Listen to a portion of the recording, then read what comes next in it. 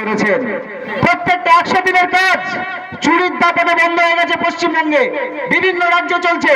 মনমোহন সিং করেছিলেন 100 দিনের কাজ, যাতে মানুষের হাতে টাকা আসে, মানুষের চলার পথ সুগম হয়, কিন্তু সে 100 দিনের কাজ আজকে আমরা দেখছি বন্ধ। কেন বন্ধ?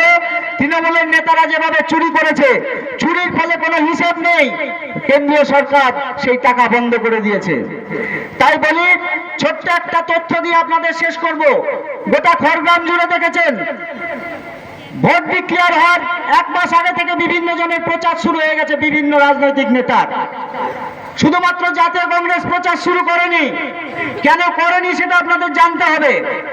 জাতীয় কংগ্রেসের নীতি ছিল যে এই যে আমাদের এসআইআর এর ফলে লক্ষ লক্ষ কোটি কোটি মানুষের নাম বাদ দেওয়া হচ্ছে, এই লোকগুলোর যদি নাম ভোটার লিস্টে না ওঠে, তাহলে গণতন্ত্রের উৎসব কিসের?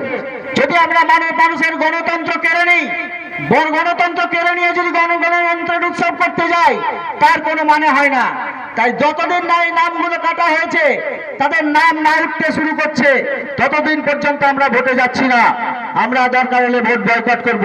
আমাদের দাদার সাংবাদিক সম্মেলন আপনারা শুনেছেন। এই গণতন্ত্রের উৎসবে যদি গণতান্ত্রিক মানসিকতার মানুষের নাম বাদ দেওয়া হয়,